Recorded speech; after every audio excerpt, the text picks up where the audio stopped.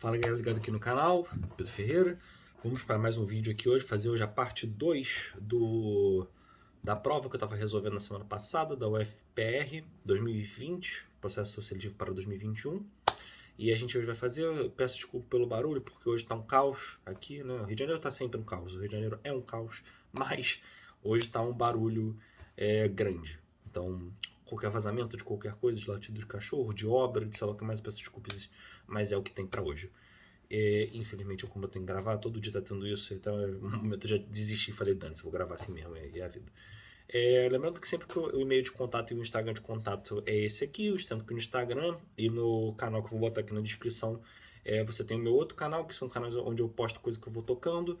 Isso daí é um canal que eu tô um pouco mais lento, não tem tanto compromisso de conteúdo assim, vou postando da maneira que eu for pensando, né, que eu for gravando, que eu for querendo gravar músicas.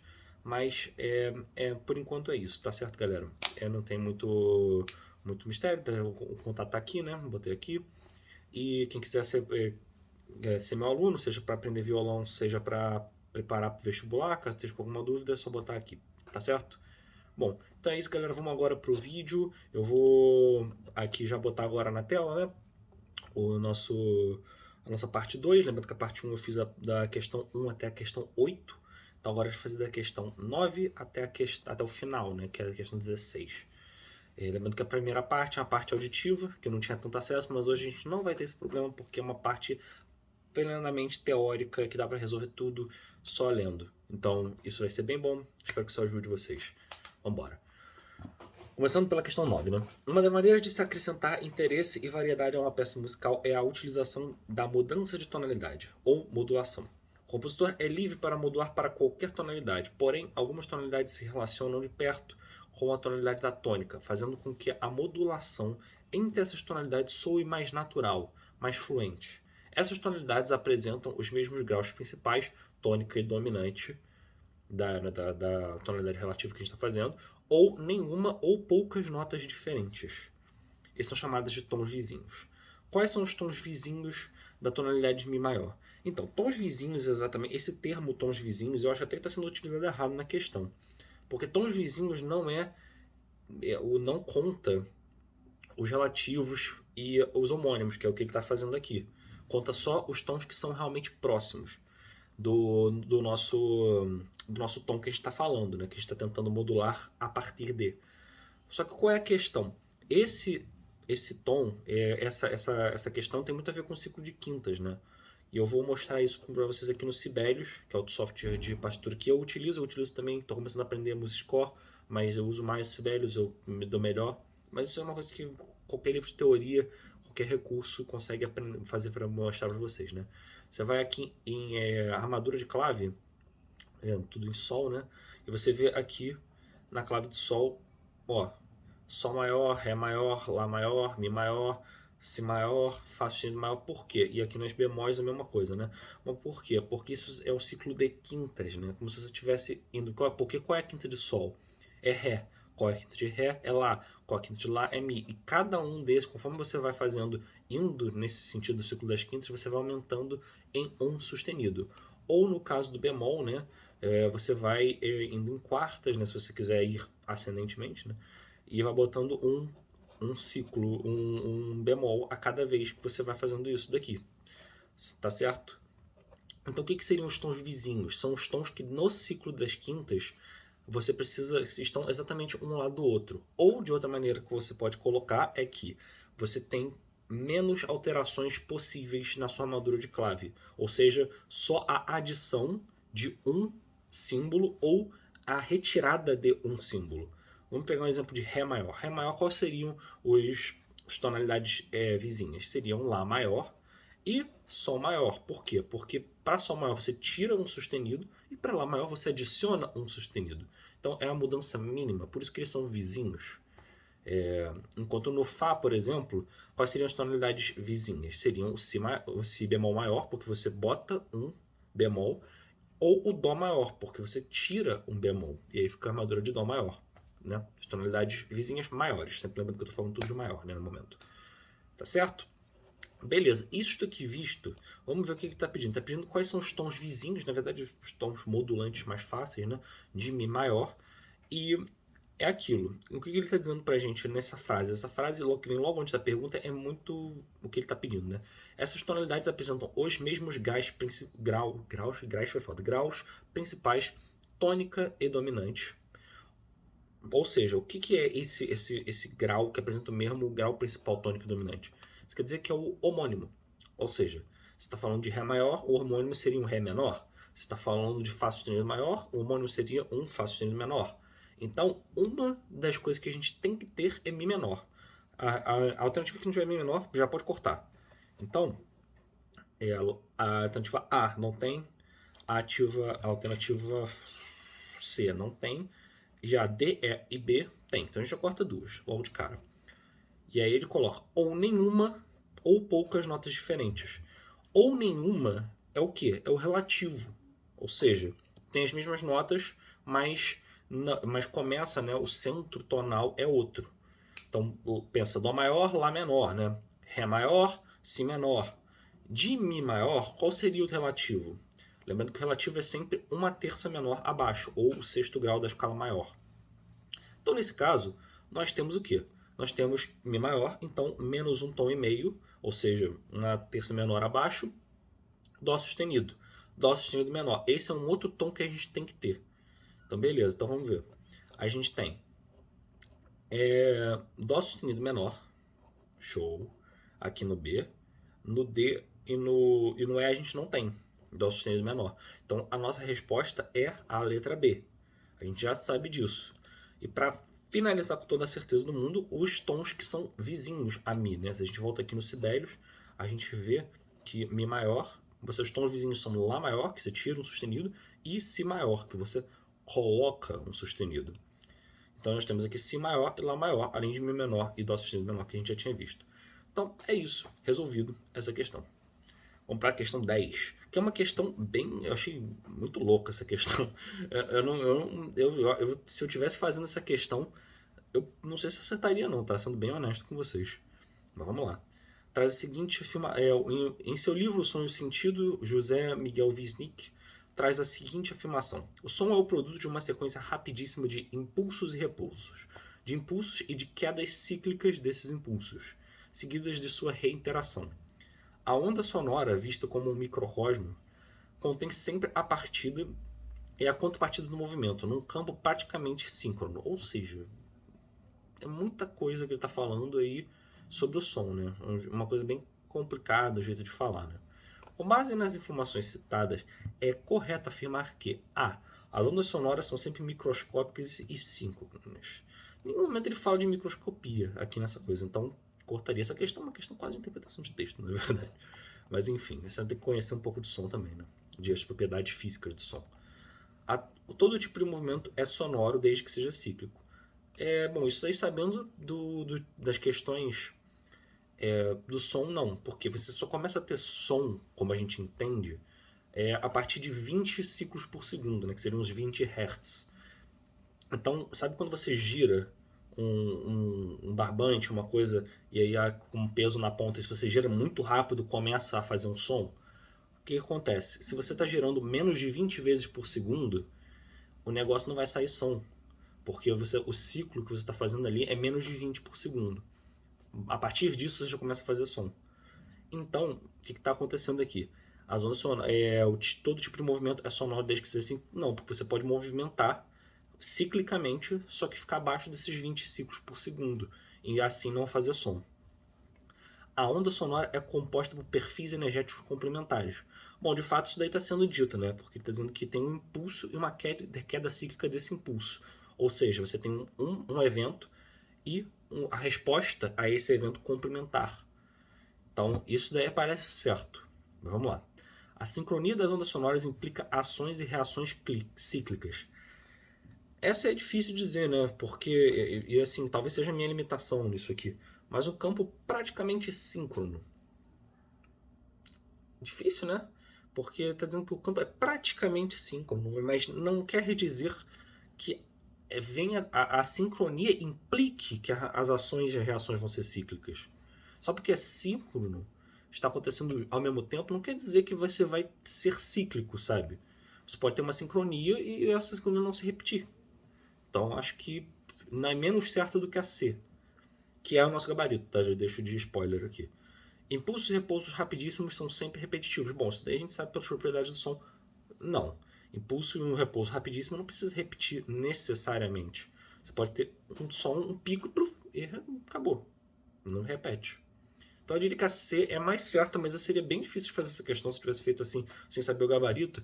Eu ficaria entre C e a D, porque a D é meio... Eu não entendi direito o que a D quer dizer, sinceramente. Eu só especulei com vocês. Mas a C tá mais certa, isso daí dá pra dizer. Então, galera, aqui agora na questão 11, né, como eu vou ler aqui para vocês, a inversão de um intervalo de segunda diminuta, inicialmente construído sob a nota tônica e posteriormente ampliado cromaticamente por 3 semitons, equivale ao intervalo D. Então vamos lá. Vamos construir primeiro aqui um intervalo, né? Vou botar um Sol. Tem que ser, né? Assim, um Sol esquisito, um Sol normal. Um Sol, e aí a gente tem um intervalo de segunda, com Lá. Né? Só que esse Lá é um Lá, né, é uma segunda diminuta, ou seja, é um Lá dobrado bemol. Por quê? Porque um Sol natural para um Lá natural, segunda maior. Para um Lá bemol, segunda menor. Para um Lá dobrado bemol, segunda diminuta. Correto, gente?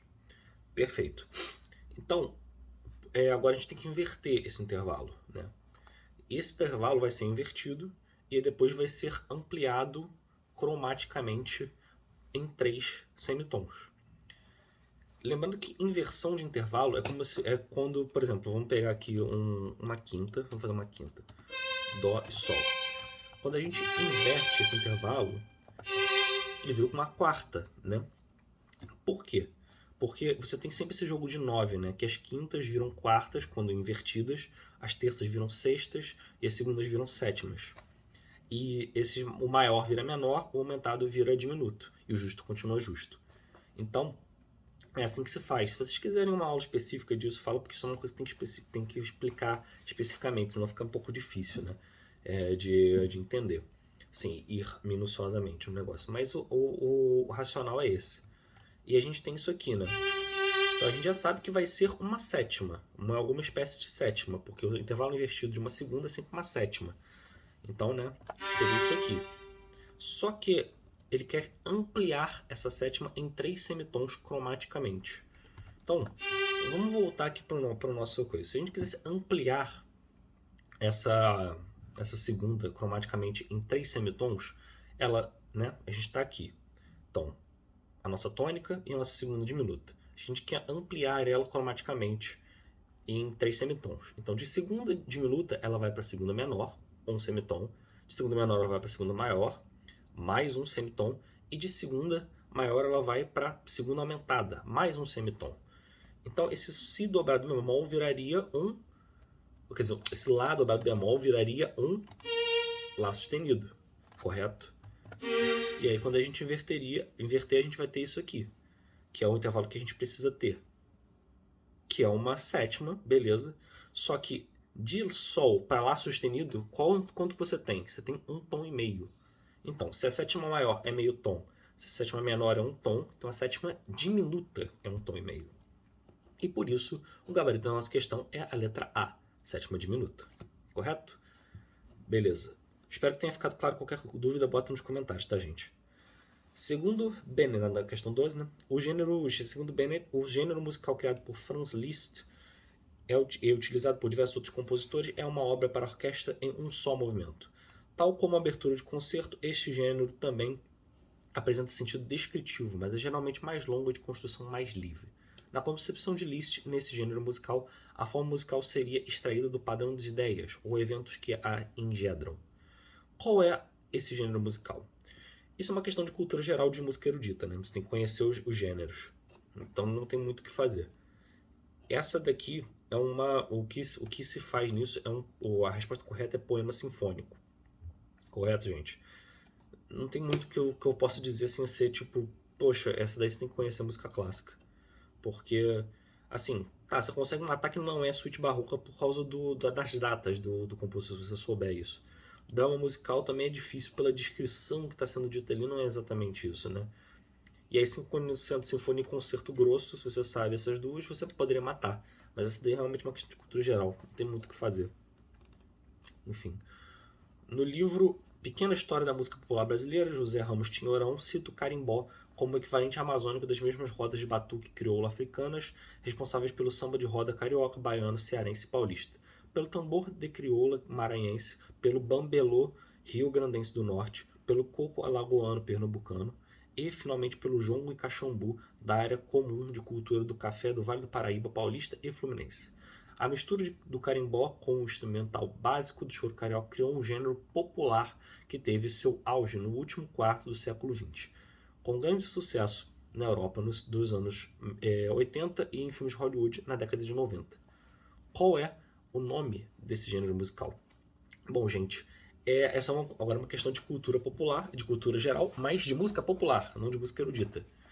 Então, também tem que saber, não tem muito o que fazer. Agora, baião, frevo, samba, canção, acho que já poderia cortar, a maioria das pessoas já conseguiria cortar, porque são gêneros muito estabelecidos e que a gente tem a impressão de que é uma coisa mais antiga do que algo que você pode botar para a década de 80 e 90, né? Guarânia, eu não sei exatamente, eu acho que é algo da região centro-oeste, mas eu não sei exatamente o que é. Então eu ficaria na dúvida entre essa, mas eu sei que a resposta é a letra D, lambada. Porque é uma questão de cultura geral de novo, gente. Tem que saber esse tipo de coisa e provavelmente isso estava no edital.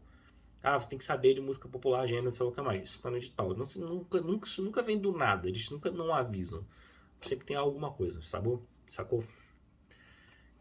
Bom, 14. Segundo Bennett, o estilo de música composto, e provavelmente esse livro do Bennett é um livro bem comum, está no edital, então, né, para ser lido.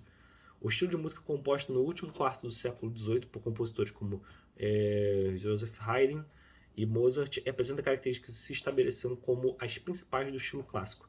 São características desse estilo de composição, exceto, e aí você tem que saber o que é as características desse estilo. De novo, é cultura, mas isso é uma cultura um pouco mais ligada à teoria, né? Ao que essas músicas são, como elas funcionam, quais são as estruturas delas. E para isso tem que saber de como funciona. O repertório tem que ter uma cultura geral nisso, ou tem que ter estudado o livro que está no edital. E o que ele está pedindo são quais as características da música do período clássico, né? Porque você tem a divisão mais comum, né? Que é o barroco, clássico, romântico e depois o que vem depois. Mas a gente pode ver aqui, né? A partir disso. Perfeito equilíbrio entre expressividade e estrutura formal. Isso é uma característica muito comum do período clássico, que tem uma forma muito bem definida, bem rígida, bem correta. Mas ser expressivo mesmo assim. O uso da polifonia com as vozes do contraponto envolvidas em uma textura intrincada. Isso é uma característica do barroco. Isso é uma característica muito clássica do barroco. E aí, pra gente ver só o final, né, os últimos três, que a gente já sabe que a resposta é letra B. Uso da textura homofônica com melodias fazendo-se ouvir sobre um acompanhamento de acorde. Verdade. Se no barroco você tinha uma porrada de voz vindo, fazendo contraponto entre si, no clássico você tem uma linha que é a melodia e o resto está acompanhando. Normalmente é assim. Lógico, nunca tem no clássico, não é assim, mas é uma característica que veio no clássico se estabelecer, é isso. D. Uso da forma sonata, verdade, é onde se estabelece a sonata. Graça e beleza em linhas melódicas comedidas. Pode ser bem relativo, né? Mas pode-se dizer que sim, e com certeza que a B está muito mais errada. Então a gente pode fazer isso. Bom, a respeito das tonalidades, considere as seguintes afirmativas. Nossa, essa questão dá uma ginástica mentalzinha, mas vamos lá.